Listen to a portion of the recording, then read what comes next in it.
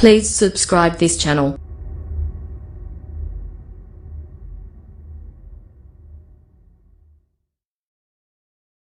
من حان حان أحيانا على بكر أخينا إذا ما لم نجد إلا أخانا وكنا إذا أغرنا أغارا يغير إغارة معنی ہوتے ہیں حملہ کرنا.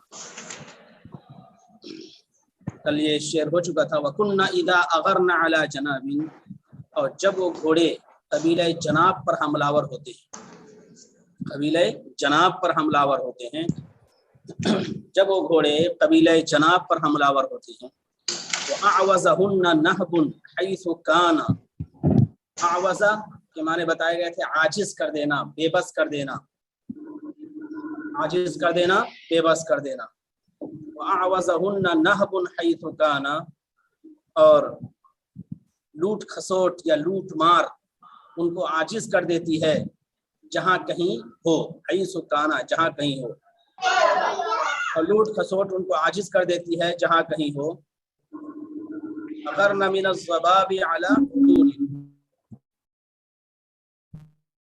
اب یہ جواب ہے اذا کا. اغرن من الضباب علی حلول وضبط انه من حان حانا. اغرنا تو وہ گھوڑے حملہ آور ہوتے ہیں، من الضباب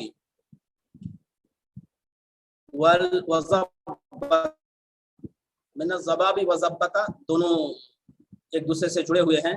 اصل عبارت ہے اغرنا علی حلول من الضباب وضبط، اغرنا علی حلول من الضباب وضبط، یہ اصل عبارت ہے. تو ضباب کے معنی بھی قبیلہ ہے اور ضبا کے معنی قبیلہ ہے. تو علی حلول حال کی جمع ہے، یہ حلول، حال کی جمع یہ حلول ہے. اغرن من الضباب علی حلول وضبط، تو ضباب اور ضبا کے مقیم افراد پر وہ حملہ آور ہوتے ہیں. ضباب اور ضبا کے مقیم افراد، قیام کرنے والے افراد، اقامت اختیار کرنے والے افراد. حلہ کے معنی بتائے گئے تھے، حل یحل حلولا، قیام کرنا، پڑاؤ ڈالنا، اترنا، رکنا. تو یہاں حلول یہ جمع ہے، حال کی جمع حلول. علی حلول کی وہ ضباب اور ضبا کے مقیم افراد پر وہ حملہ آور ہوتے ہیں. انہو من حان حانا، حانا یحین حینا کے معنی ہوتے ہیں ہلاک ہونا، حان یحین حینا کے معنی ہوتے ہیں ہلاک ہونا. اور اس کے بعد بھی حانا ہے. انہو من حان حانا، دونوں یہ ہلاک ہونے کے معنی میں ہے. انہو من حان، جس کو ہلاک ہونا ہوتا ہے وہ ہلاک ہو جاتا ہے، وہ حملہ آور ہوتے ہیں. انہو من حان حانا، جس کو ہلاک ہونا ہوتا ہے وہ ہلاک ہو جاتا ہے، جس کو تباہ ہونا ہوتا ہے وہ تباہ ہو جاتا ہے، جس کو برباد ہونا ہوتا ہے وہ برباد ہو جاتا ہے. تو ضبا اور ضباب کے مقیم افراد پر وہ حملہ آور ہوتے ہیں. جس کو ہلاک ہونا ہوتا ہے وہ ہلاک ہو جاتا ہے. انہو من حان حانا، جس کو ہلاک ہونا ہوتا ہے وہ ہلاک ہو جاتا ہے. اغرن من الضباب علی حلول وضبط انہو من حان حانا، ضباب اور ضبا کے مقیم افراد پر وہ حملہ آور ہوتے ہیں، جس کو ہلاک ہونا ہوتا ہے وہ ہلاک ہو جاتا ہے. وَأَحْيَانًا عَلَى بَكْرٍ أَخِينَا اذا ما لم نجد الا اخانا. احیانا اس کا بھی عطف ہے اغرنا ہی پہ. واحیانا واغرنا احیانا علی بکر اخینا، واحیانا اے اغرنا احیانا علی بکر اخینا. اور کبھی کبھی وہ گھوڑے حملہ آور ہوتے ہیں، کبھی کبھی وہ گھوڑے حملہ کرتے ہیں علی بکر، قبیلہ بکر پر، قبیلہ بکر پر، قبیلہ بکر کے افراد پر. کبھی کبھی وہ گھوڑے حملہ آور ہوتے ہیں قبیلہ بکر کے افراد پر. اخینا جو ہمارے برادر ہیں، جو ہمارے بھائی ہیں، جو ہمارے بھائی ہیں، جو ہم سے برادرانہ تعلق رکھتے ہیں. اور کبھی کبھی وہ گھوڑے حملہ آور ہوتے ہیں ہمارے قبیلہ بکر کے افراد پر، قبیلہ بکر کے افراد پر جو ہمارے بھائی ہیں. اذا ما لم نجد الا اخانا، جب ہم صرف اپنے بھائیوں ہی کو پاتے ہیں، جب ہم صرف اذا ما لم نجد الا اخانا، وہاں گھوڑوں کی طرف ضمیر لوٹایا تھا انہوں نے، اور یہاں اب ڈائریکٹ کہہ دیا ہے۔ گھوڑوں کا کیا مطلب؟ گھوڑوں پر گھوڑ سوار حملہ کرتے ہیں تو وہ بھی مراد اس سے وہی افراد ہی تھے، لیکن یہاں ڈائریکٹ انہوں نے متکلم کی ضمیر استعمال کر لی۔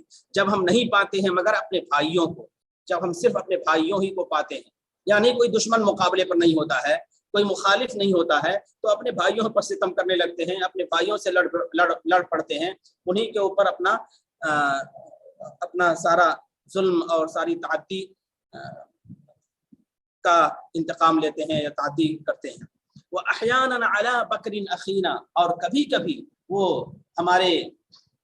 کبھی وہ قبیلہ بکر پر حملہ آور ہوتے ہیں جو ہم سے برادرانہ تعلق رکھتے ہیں، جو ہمارے بھائی ہیں۔ اذا ما لم نجد الا اخانا، جب ہم صرف اپنے بھائیوں ہی کو پاتے ہیں۔ اذا ما لم نجد، جب نہیں پاتے ہیں، اذا ما لم نجد الا اخانا، یہ اخ سے مراد نہیں ہے جب، بلکہ مراد ہے پورے قبیلے۔ جب بکر کے علاوہ کوئی اور قبیلہ ہمارا مخالف نہیں ہوتا ہے تو اپنے قبیلے ہی کو ہم اپنا مخالف سمجھ کر اسی میں حملہ آوری کا سلسلہ شروع کر دیتے ہیں، اور پورا ایک لڑائی اور جنگ شروع ہو جاتی ہے۔ اذا ما لم نجد الا اخانا، جب ہم نہیں پاتے ہیں مگر اپنے بھائی کو، یعنی قبیلہ بکر کو جب ہم صرف پاتے ہیں تو ان پر حملہ آور ہو جاتے ہیں۔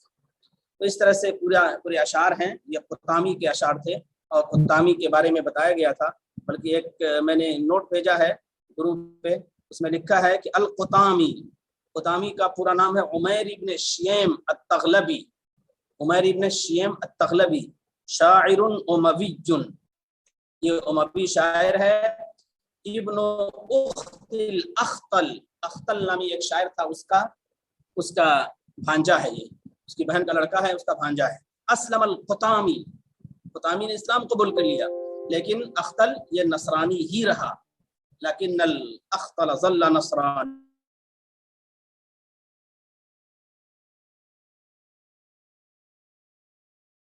ایک ہجری میں اس کا انتقال ہوا ہے، سن 40 ہجری میں پیدا ہوا اور اس 101 میں انتقال ہوا۔ شاعر متمکن، بڑا قادر الکلام شاعر ہے، مقل کم گو ہے، میں نے وہی پڑھ رہا ہوں جو عبارت میں نے بھیجی ہے، شاعر متمکن، بڑا قادر الکلام شاعر ہے، مقل بہت کم گو شاعر ہے۔ وقد جعلہ ابن السلام الطبقۃ الثانیۃ من الشعراء، ابن السلام نے شعراء کے دوسرے گروپ میں اس کو شمار کیا ہے۔ مختلف شعراء کے گروپ قائم کیے ہیں ابن السلام نے، کتاب طبقات الشعراء، تو اس کے دوسرے گروپ میں، دوسرے نمبر کے شعراء میں اس کو شمار کیا ہے۔ والقطامی لقب لہو، قطامی کیا یہ کیا اشعار ہیں، اور قطامی یہ اس کا لقب ہے، قطامی یہ آیا ہے اس کا لقب ہے، قطامی اس کا لقب ہے۔ معناہا الصقر، اس کے معنی ہوتے ہیں شکرے کی، جو پرندہ ہوتا ہے اس کو صقر کہا جاتا ہے، صقر صقور اس کی جمع آتی ہے، شکرا، تو اس کے معنی ہوتے ہیں قطامی۔ یہ قطامی اس کا لقب ہے اور نام ہے عمیر ابن شیم التغلبی۔ بسم اللہ الرحمن الرحیم۔ والحیات البدویۃ حیات الصحارى وقفار، قفر کی جمع قفار، تمہارے کہتے ہیں چٹیل میدان کے، قفر کی جمع قفار، چٹیل میدان، اور صحرا تمہارے صحرا کے۔ اور بدوی زندگی یہ صحراوی زندگی تھی، صحراوی زندگی، بدوی زندگی یہ صحراوی زندگی تھی، اور چٹیل میدان والی زندگی تھی، چٹیل میدان والی زندگی تھی، یعنی چٹیل میدان میں لوگ خیمے گاڑتے تھے اور وہی قیام کرتے تھے، پھر وہاں سے آگے بڑھتے تھے، پھر دوسرے کا قیام کرتے تھے۔ تو بدوی زندگی، اس سے پہلے جو کچھ اشعار آئے ہیں وہ بدوی زندگی ہی سے متعلق ہے، یہ قطامی کے اشعار ہیں بدوی زندگی کی ترجمانی سے متعلق۔ مزید یہ کہہ رہے ہیں حیات البدویۃ حیات الصحارى وقفال، اور بدوی زندگی یہ صحرا کی زندگی تھی اور چٹیل میدان کی زندگی تھی۔ حیات قلت وشذف، قلہ مال کی کمی، فقر و فاقے کی زندگی تھی اور بدحالی کی زندگی تھی، فقر و فاقہ مال کی کمی، شذف کا معنی تھا ضیق العیش، عیش کی زندگی کی تنگی، اور بدحالی کی زندگی تھی، فقر و فاقے کی اور بدحالی کی زندگی تھی۔ وحیات قلت و شذف، فقر و فاقے کی اور بدحالی کی زندگی تھی، معاشی تنگی کی زندگی تھی۔ فکانت فی حاجت الی الصبر والشجاعہ، تو اس زندگی کو ضرورت تھی صبر کی اور بہادری کی۔ فکانت فی حاجت، زندگی کو ضرورت تھی صبر کی اور شجاعت کی، ویل الشہامت و صدق العمل، اور اولو العزمی کی، اولو العزمی عزیمت کی، اولو العزمی کی اور عمل کی پختگی کی، ویل الشہامت و صدق العمل، اور اولو العزمی کی اور عمل کی پختگی کی، عمل کی پختگی کی۔ تو یہ زندگی صبر اور شجاعت کی زندگی تھی، اس زندگی کو ضرورت تھی صبر اور شجاعت کی اور اولو العزمی کی اور عمل کی پختگی کی۔ وَإِلَى رَحَابَةِ الْقَلْبِ وَرِقَّةِ الشُّعُورِ، اور دل کی وسعت کی، دل کی وسعت قلب کی، ورقۃ الشعور، اور شعور کی لطافت کی، دل کی وسعت اور شعور کی لطافت، دل کی وسعت اور شعور کی لطافت کی۔ وقد وجدت هذه رقۃ الشعور، شعور کی لطافت، شعور کی باریکی ہے، شعور کی لطافت۔ اور اس زندگی کو صبر و بہادری کی ضرورت تھی، اولو العزمی اور عمل کی پختگی کی ضرورت تھی، اور دل کی وسعت اور شعور کی لطافت کی ضرورت تھی، رقۃ الشعور، شعور کی لطافت، نزاکت کی ضرورت تھی۔ وقد وجدت هذه الصفات في العرب بوجه عام، اور یہ صفات عربوں میں عام طور پر پائی گئی ہیں، یہ صفات پائی گئی ہیں عربوں میں عام طور پر، یہ صفات عربوں میں عام طور پر پائی گئی ہیں۔ وانعکست فی ادبہم واشعارہم، اور ان کے ادب اور ان کے اشعار میں منعکس ہو گئی ہیں، مرتسم ہو گئی ہیں۔ وانعکست، وانعکست، انعکاسہ کے معنی ہوتے ہیں منعکس ہونا، چھپ جانا۔ ان کے ادب میں اور ان کے اشعار میں یہ چیزیں منعکس ہو گئی ہیں، چھپ گئی ہیں، مرتسم ہو گئی ہیں، جھلکتی ہیں ان کے اشعار میں اور ان کے ادب میں۔ بل کان ادبہم کلہ حدیثا عنہا، بلکہ ان کا پورا ادب اسی کا ترجمان ہے، حدیثا عنہا ترجمان ہے، اسی کی ترجمانی کرتا ہے، اسی کے بارے میں گفتگو کرتا ہے، اسی کے بارے میں بیان کرتا ہے، بلکہ ان کا پورا ادب اسی کی ترجمانی کرتا ہے، اسی کو بیان کرتا ہے۔ وَيَدُورُ حَوْلَهَا، اور اسی کے ارد گرد گھومتا ہے، اسی کے ارد گرد پورا ادب گھومتا ہے، یعنی یہی باتیں ہیں جو پھر پھر کر آتی ہیں۔ وَيَدُورُ حَوْلَهَا، اور اسی کے ارد گرد گھومتا ہے۔ وَيُصَوِّرُ أَشْكَالَهَا، اور اس کی شکلوں کی تصویر کشی کرتا ہے۔ وَيُصَوِّرُ أَشْكَالَهَا، اور اس کی صورتوں کی، زندگی کی جو الگ الگ حالتیں ہوتی ہیں، شکل سے مراد ہوئی زندگی کی الگ الگ حالتیں اور کیفیتیں، اس کی تصویر کشی کرتا ہے، اور اس کی الگ الگ حالتوں اور اس کی شکلوں اور صورتوں کی تصویر کشی کرتا ہے۔ بل کان ادبہ کلہ حدیثا عنہا، بلکہ ان کا پورا ادب اسی کا ترجمان ہے اور اسی کے ارد گرد گردش کرتا ہے، اور اس کی حالتوں، اس کی صورتوں کی تصویر کشی کرتا ہے، ان کی صورتوں کی تصویر کشی کرتا ہے۔ وَيُصَوِّرُ أَشْكَالَهَا، صورتوں کی، حالتوں کی، اس کے نقشوں کی تصویر کشی کرتا ہے۔ وقالت العرب في هذا العهد قصائد طويلة وقصيرة، عربوں نے اس زمانے میں بڑے لمبے اور بڑے اور چھوٹے، لمبے اور چھوٹے، لمبے لمبے اور چھوٹے چھوٹے قصیدے کہے۔ عربوں نے اس زمانے میں، اس پہلے زمانے میں جو زمانے جاہلیت کہا جاتا ہے جس کو، عربوں نے اس زمانے میں بہت لمبے لمبے اور چھوٹے قصیرہ، چھوٹے چھوٹے قصیدے کہے۔ وہی تتسم ببساطۃ فی المعنی، وہی تتسم، اور وہ متصف ہیں، تتسم متصف ہیں، ببساطۃ فی المعنی، معنوی سادگی سے، معنوی سادگی سے متصف ہے۔ وہی تتسم ببساطۃ فی المعنی، معنوی سادگی سے۔ واتصال بالحیات الواقعیہ، اور حقیقت پسندانہ زندگی سے ربط، حقیقت پسندانہ زندگی سے ربط، ایسی زندگی جو حقیقت پسند ہو، حیات الواقعیہ حقیقت پسند، حقیقت پسندانہ زندگی۔ وَهِيَ تَتَّسِمُ بِبَسَاطَةٍ فِي الْمَعْنَى، جو معنوی سادگی سے متصل ہے۔ وَاتصَّالٍ بِالْحَيَاةِ الْوَاقِعِيَّةِ، اور حقیقت پسندانہ زندگی سے ربط سے متصل ہے۔ عربوں نے اس زمانے میں بڑے لمبے لمبے اور چھوٹے چھوٹے قصیدے کہے ہیں، اور وہ معنوی سادگی اور حقیقت پسندانہ زندگی سے ربط کے ذریعے سے متصل ہے، اس سے موصوف ہے۔ وَبِالرَّوْعَةِ فِي اللَّفْظِ وَالْعِبَارَةِ، اور لفظ اور عبارت میں دلکشی، لفظ اور وہ قصیدے لفظ اور عبارت کی دلکشی سے متصف ہیں، ان کی خصوصیت یہ ہے کہ لفظ اور عبارت میں دلکشی ہے۔ पूछा जाए कि अरबों की शायरी की उमूमी खसूसियत क्या है, यही सब अल्फाज हैं जो दोहराए जा सकते हैं। अरबों के कसीदों की खसूसियत क्या है? अल-बसाततु फिल माना, अल-इत्तिसालु बिल हयातिल वाक़िय्या, अर्रवअतु फिल लफ्ज़ वल इबारा, की मानवी सादगी है, हकीकत पसंदाना जिंदगी से रब्त व ताल्लुक़ है, और लफ्ज़ और इबारत की दिलकशी और रहनाई और उसकी खूबसूरती है। वकुल्लुहा तंबउ मिन समीमिल हयात, और ये तमाम चीज़ें असल ज़िंदगी से निकलती हैं। कुल्लुहा तंबउ, तंबउ निकलती है, और ये तमाम चीज़ें निकलती हैं असल ज़िंदगी से। वतबउदु अन तसन्नुइ वल इफ्तिआल, और वो तकल्लुफ से और बनावट से दूर हैं। तकल्लुफ से और बनावट से दूर हैं, तकल्लुफ से और बनावट से दूर हैं। ये तमाम चीज़ें असल, समीम के बनाते हैं असल के, मरकज़ के, समीम मिन समीमिल हयात मिन समीमिल क़ल्ब, कहते हैं अना उहिब्बुका मिन समीमिल क़ल्ब, कि मैं दिल की गहराइयों से आपका इस्तक़बाल करता हूँ।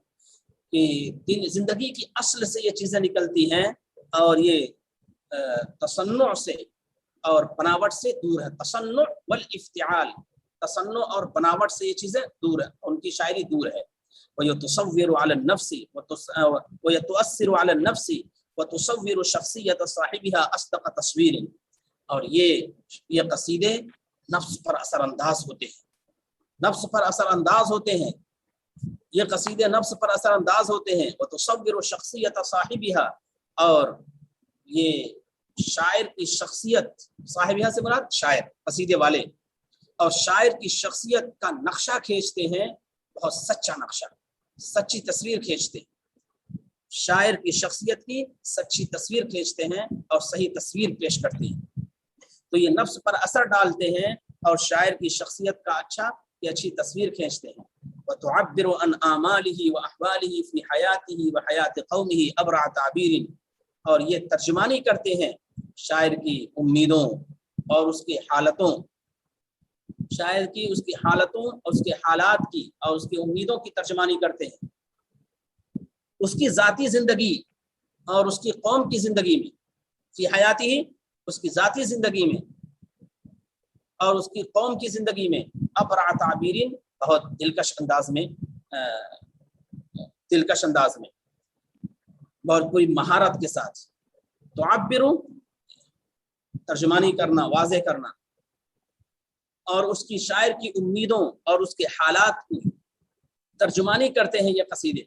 शायर की उम्मीदों और उसके हालात की तर्जुमानी करते हैं कि हयाती, उसकी ज़ाती ज़िंदगी में और उसकी कौम की ज़िंदगी में, अबरा ताबीरिन, पूरी खूबसूरती के साथ, पूरी महारत के साथ। अबरा माने होता है महारत, पूरी महारत के साथ उसकी तर्जुमानी करते हैं कसीदे और उसको वाज़े करते हैं।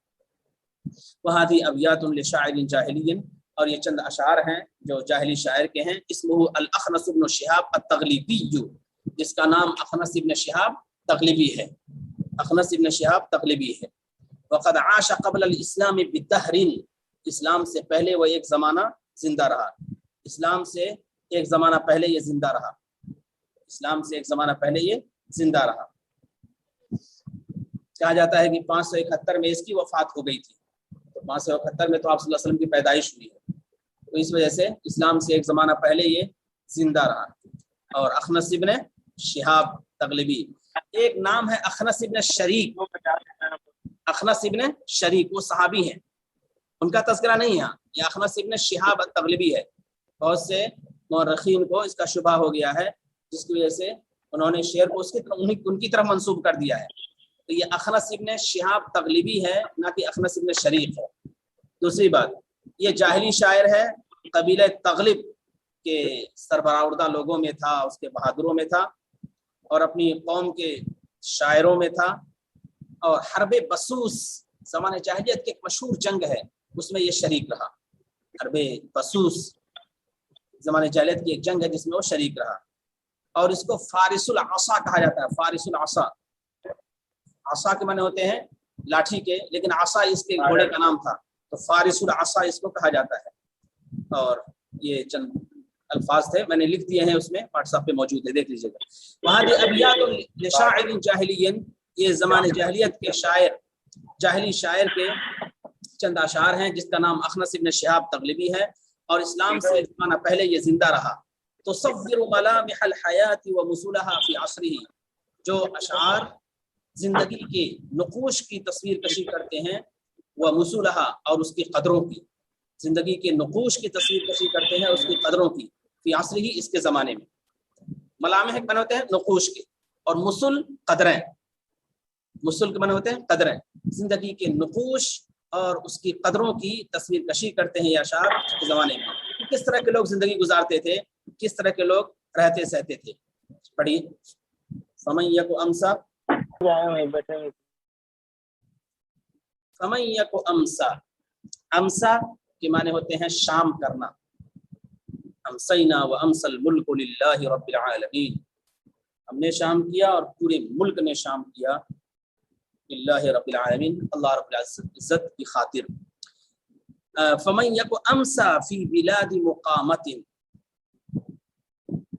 بلادی، بلد کی جمع بلاد، آج کل تو اسے ملک کے معنی میں لیتے ہیں، بلد کے معنی شہر کے ہوتے ہیں، اور بہت سے شہر ہو جاتے ہیں تو ملک بن جاتا ہے، اس سے بلاد جب کہا جائے تو اسے ملک کے معنی میں لیتے ہیں، لیکن یہ علاقے کے معنی میں، یہاں شہر کے معنی میں نہیں ہے، کیونکہ یہ تو دیہاتی زندگی کی بات چل رہی ہے، تو شہر کا ترجمہ کر ہی نہیں سکتے، یہاں علاقے کے معنی میں ہے، مناطق کے معنی میں۔ مقامت، اقامت، اقامت کے علاقے میں، اقامت کے علاقے میں۔ فی بلاد مقامت، اقامت کے پرانے علاقے میں، ایک لفظ بڑھا لیجیے، پرانے، اقامت کے پرانے علاقوں میں، اقامت کے پرانے علاقوں میں یا پرانی جگہوں میں۔ عربوں کے بارے میں یہ معلوم ہے کہ زمانے جاہلیت میں وہ خانہ بدوشی، صحرا نوردی، بادیہ پیمائی کی زندگی گزارتے تھے، جہاں پانی ملا وہاں ٹھہر گئے، پھر پانی ختم ہوا، سبزہ ختم ہوا، وہاں سے خیمہ اکھاڑا چلے گئے کہیں اور، اس طرح سے ان کی پوری زندگی تھی، صحرا نوردی تھی، بادیہ پیمائی تھی، اور اس طرح سے ایک جگہ سے دوسری جگہ جانا تھا۔ تو مثلا ایک جگہ ان کا قیام رہا، پھر وہاں سے وہ چلے گئے، پھر کئی سال کے بعد وہاں سے گزرے تو انہیں وہ پرانی باتیں یاد آ گئی۔ تو شاعر یہی کہنا چاہتا ہے کہ اگر کئی سال کے بعد انسان جائے گا وہاں جہاں پہلے قیام تھا تو وہاں کوئی جواب نہیں دے گا، ہاں کچھ نقوش اور کچھ اثرات اور کچھ کھنڈرات اور کچھ ٹوٹے پھوٹے ذرات یا عمارت کے چیزیں نظر آ جائیں گی۔ دیکھیے، فمن یک امسا فی بلاد مقامت، اقامت کے علاقوں میں، پرانے علاقوں میں، یسائل، سائل سوال کرنا، پوچھنا، سائل سوال کرنا اور پوچھنا، اطلال، قلن کی جمع اطلال، جس کے معنی ہوتے ہیں کھنڈرات کے، کھنڈرات کے، قلن کی جمع اطلال، جس کے معنی ہوتے ہیں کھنڈرات کے۔ یسائل اطلالا بہا لا تجاوب، بہا سے مراد اے بتلک البلاد، ان علاقوں میں، بتلک البلاد، یسائل اطلالا بہا لا تجاوب، جاوبا یجاوب مجاوبتاً، جواب دینا، جاوبا یجاوب مجاوبتاً، جواب دینا۔ فمن یک امسا فی بلاد مقامت یسائل اطلالا بہا لا تجاوب۔ ترجمہ سنیے، فمن یک امسا، جو شخص شام کرے، لفظی ترجمہ ہے فمن یک، جو ہو، امسا شام کرنے والا، جو شخص شام کرے، فی بلاد مقامت، اقامت کے پرانے علاقوں میں جا کر، جو شخص شام کرے اقامت کے پرانے علاقوں میں جا کر، اقامت کے پرانے علاقوں میں جا کر جو شخص شام کرے، یسائل، پوچھتے ہوئے، سوال کرتے ہوئے، سائل پوچھتے ہوئے، سوال کرتے ہوئے، اطلالا بہا، وہاں کے کھنڈرات سے، یہاں کے کھنڈرات سے، یسائل اطلالا بہا، وہاں کے کھنڈرات سے، پوچھتے ہوئے سوال کرتے ہوئے وہاں کے کھنڈرات سے. جو شخص شام کرے اقامت کے علاقوں میں جا کر، پرانے علاقوں میں جا کر پوچھتے ہوئے وہاں کے کھنڈرات سے، یسائل اطلانا بها لا تجاوبوا، وہاں کے پوچھتے ہوئے ایسے کھنڈرات سے لا تجاوبوا، جو جواب نہیں دیتے ہیں، جو قوت گویائی نہیں رکھتے ہیں، جو جواب نہیں دیتے ہیں. لا تجاوبوا، جو جواب نہیں دیتے. یہ اطلالن یہ اسی کی صفت ہے، لا تجاوبوا. وہاں کے کھنڈرات سے پوچھتے ہوئے جو جواب نہیں دیتے ہیں، جو کسی سوال پر کوئی رد عمل ظاہر نہیں کرتے ہیں. یہ پورا جملہ شرط ہے، پورا جملہ شرط ہے. پھر سنیے، فمن یک امسا، جو شخص جا کر شام کرے اقامت کے پرانے علاقوں میں وہاں کے کھنڈرات سے سوال کرتے ہوئے لا تجاوبوا، جو جواب نہیں دیتے ہیں. تو کیا مطلب سمجھ میں آئے گا؟ اب اس کا جواب آ رہا ہے. تو یہ کوئی نئی بات نہیں ہے، یہ کوئی نئی بات نہیں ہے، اس سے پہلے بھی محذوف تھا، یہاں بھی محذوف ہوگا. جو شخص شام کرے اقامت کے علاقوں، پرانے علاقوں میں جا کر وہاں کے کھنڈرات سے سوال کرتے ہوئے جو جواب نہیں دیتے ہیں، تو یہ کوئی نئی بات نہیں ہے. فَلِابْنَةِ حِطَّانَ بْنِ قَيْسٍ مَنَازِلٌ كَمَا نَمَّقَ الْعُنْوَانَ فِي الرَّقِّ كَاتِبٌ. تو یہ کوئی نئی بات نہیں ہے. ایسا ہوتا ہے کہ انسان پرانے علاقے میں چلا جائے اور جا کر سوال کرے اور وہ جواب نہیں ملتے ہیں، تو یہ کوئی نئی بات نہیں. ایسا ہوتا ہے. کیوں ایسا ہوتا ہے؟ کیونکہ فَلِابْنَةِ حِطَّانَ بْنِ قَيْسٍ مَنَازِلٌ، کہ حطان ابن قیس کی بیٹی کے، کیونکہ حطان ابن قیس کی بیٹی کے منازل، بہت سے گھر ہیں، بہت سے پرانے گھر ہیں. کیونکہ حطان ابن قیس کی بیٹی کے منازل، بہت سے پرانے گھر ہیں، بہت سے پرانے گھر ہیں. اور کیسے گھر ہیں؟ جو کھڈر میں تبدیل ہو گئے ہیں، جو ویران ہو گئے ہیں. اور وہاں کیا باقی ہے؟ بس چند نقوش باقی ہیں، چند اثرات باقی ہیں. اب اس کو تشبیہ دی ہے اس نے کہ ان گھروں کے نقوش، ان کے اثرات کیسے باقی ہیں. کیونکہ حطان ابن قیس کی بیٹی کے گھر ہیں کہ گھر بھی پرانے ہو گئے ہیں، گھر بھی اسی طرح پرانے ہو گئے ہیں، گھر بھی اسی طرح سے کھڈر میں تبدیل ہو گئے ہیں. کما نمق العنوان فی الرق کاتب. نمقہ کے معنی ہوتے ہیں مزین کرنا، آراستہ کرنا. زینا اور نمقہ دونوں ایک معنی میں آتے ہیں. زینا اور نمقہ، آراستہ کرنا اور مزین کرنا، آراستہ کرنا اور مزین کرنا. لیکن یہاں نمق العنوان آیا ہے تو اس کے معنی ہوتے ہیں سرنامہ لکھنا، عنوان لکھنا. عنوان لکھنا، عنوان کیسے لکھا جاتا ہے؟ تھوڑا بڑا منقش اور بڑا خوبصورت لکھا جاتا ہے، تو اس کو نمق العنوان کہا ہے. عنوان کو مزین کرنا یعنی سرنامہ لکھنا، سرنامہ لکھنا، عنوان لکھنا، سرنامہ لکھنا، عنوان لکھنا. پھر رق کہتے ہیں ہرن کی کھال، ہرن کی کھال. کنایتن کاغذ کے معنی میں لیتے ہیں. فی رق منشور، رق منشور قرآن میں بھی آیا ہے. تو ہرن کی کھال کے لیے رق کا لفظ استعمال ہوتا ہے. اور رق کا لفظ استعمال ہو تو اس کے معنی غلامی کے ہوتے ہیں. رق کے معنی غلامی کے. پھر رق ہرن کی کھال پر، کاتبو لکھنے والے نے، کاتب نے، لکھنے والے نے، کاتب نے. دیکھیے تو حطان ابن قیس کی بیٹی کے، حطان ابن قیس کی بیٹی کے گھروں کے نشانات ایسے ہی ہیں جس طرح کسی کاتب نے، حطان ابن قیس کی بیٹی کے گھروں کے نشانات ایسے ہی ہیں جیسے کہ کسی کاتب نے ہرن کی کھال پر سرنامہ لکھ دیا ہے. جیسے کسی کاتب نے ہرن کی کھال پر سرنامہ لکھ دیا ہے. سرنامہ لکھا جاتا ہے، عنوان لکھا جاتا ہے، عنوان نظر آتا ہے. بقیہ جس طرح سے یہ نقش ہے اسی طرح سے گھروں کے نقش باقی ہیں، ورنہ حقیقت سے کوئی ان کا تعلق نہیں ہے، بالکل غیر آباد ہے. تو حطان ابن قیس کی بیٹی کے گھروں کے نشانات ایسے ہی باقی ہیں جیسے کہ کسی کاتب نے ہرن کی کھال پر سرنامہ لکھ دیا ہے، عنوان لکھ دیا ہے، اس کی پیشانی لکھ دی ہے، اس کی سرخی لکھ دی ہے. سرنامہ لکھ دیا ہے، سرخی لکھ دی ہے، پیشانی لکھ دی ہے اور اس کا عنوان لکھ دیا ہے. اب دونوں شعر کا ترجمہ دیکھیے. فمن یک امسا فی بلاد مقامتین، جو شخص اقامت کے علاقوں میں جا کر شام کرے، جو شخص اقامت کے پرانے علاقوں میں جا کر شام کرے، وہاں کے کھنڈرات سے پوچھتے ہوئے، وہاں کے کھنڈرات سے سوال کرتے ہوئے جو جواب نہیں دیتے ہیں، تو یہ کوئی حیرت کی بات نہیں ہے، کیونکہ حطان ابن قیس کی بیٹی کے گھروں کے نشانات ایسے ہی ہیں جیسے کسی کاتب نے ہرن کی کھال پر سرنامہ لکھ دیا ہے، اس کی پیشانی لکھ دی ہے اور اس کا عنوان لکھ دیا ہے. یہ ہے تمشی بہا حول النعام کانہا اماء تزجا بالعشی حواطب. تمشی بہا، مشا اور مشا دونوں ایک معنی میں ہے. طافا اور طوفا دونوں ایک معنی میں.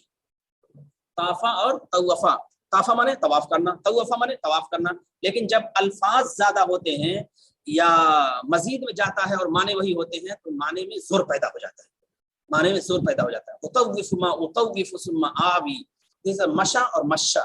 تمشی بہا، تمشی چلنا پھرنا، آنا جانا، آنا جانا، چلنا پھرنا، گھومنا، اس معنی میں تمشی بہا. وہاں گھومتے ہیں، وہاں چلتے پھرتے ہیں، وہاں آتے جاتے ہیں، آتے جاتے ہیں، وہاں چلتے پھرتے ہیں. حول النعام، حائل کی جمع حول، حائل کی جمع حول، حائل کی جمع حول. وہ مادہ جانور، وہ مادہ جانور جو حاملہ نہ ہو، جو حاملہ نہ ہو، بہت موٹا تازہ ہو. وہ جانور جو موٹا تازہ ہو، موٹے تازے کے معنی میں. تو حائل جو حاملہ نہیں ہوگا تو اس کی صحت پہ اثر نہیں پڑے گا، اور وہ مادہ جانور جو حاملہ نہیں ہوتا ہے بلکہ وہ یوں ہی رہتا ہے تو موٹا تازہ رہتا ہے. تو حول النعام کہیں گے موٹے تازے شتر مرغ، موٹے تازے شتر مرغ. تمشی بہا حول النعام، وہاں موٹے تازے شتر مرغ چلتے پھرتے ہیں، چلتے پھرتے ہیں. یعنی کھنڈر ہے، کھنڈر ہے اور وہ بالکل غیر آباد علاقہ ہے، تو وہاں موٹے تازے شتر مرغ چلتے پھرتے رہتے ہیں، چلتے پھرتے رہتے ہیں. وہاں موٹے تازے شتر مرغ چلتے پھرتے رہتے ہیں. کأنہا اماء حواطب، کأنہا اماء حواطب. وہاں موٹے تازے شتر مرغ چلتے پھرتے رہتے ہیں. کأنہا، گویا کہ وہ لکڑی بردار بادیاں ہیں. اماء کے معنی ہوتے ہیں امتوں کی اماء معنی بادیاں، اور حاطبۃ جمع حواطب کے معنی ہوتے ہیں لکڑی اٹھانے والی، لکڑی بردار، حزم بردار، حزم بردار، لکڑی بردار. کأنہا اماء حواطب، گویا کی لکڑی بردار بادیاں ہیں، حزم بردار بادیاں ہیں. تزجا بالعشی، تزجا بالعشی، گویا کی وہ لکڑی بردار یا حزم بردار بادیاں ہیں. وہاں موٹے تازے شتر مرغ چلتے پھرتے رہتے ہیں، گویا کہ وہ لکڑی بردار بادیاں ہیں. تو زجا بالعشی، جن زجا زجی بنا ہوتا ہے ہکانا، ہکانا، زجا ہکانا، تسجیہ، جن کو شام کے وقت ہکایا جا رہا ہے، لے جایا جا رہا ہے. تو زجا بالعشی، جن کو شام کے وقت لے جایا جا رہا ہے، جن کو شام کے وقت لے جایا جا رہا ہے، جن کو شام کے وقت ہکایا جا رہا ہے. تو یہ ہے پورا کہ وہاں موٹے تازے شتر مرغ چلتے پھرتے رہتے ہیں، گویا کہ وہ لکڑی بردار یا حزم بردار بادیاں ہیں. تو زجا بالعشی، جن کو شام کے وقت لوٹایا جا رہا ہے، ہکایا جا رہا ہے. تو جس طرح سے یہ کیفیت ہوتی ہے، ایسے وہاں موٹے تازے شتر مرغ چلتے پھرتے رہتے ہیں، ٹہلتے رہتے ہیں.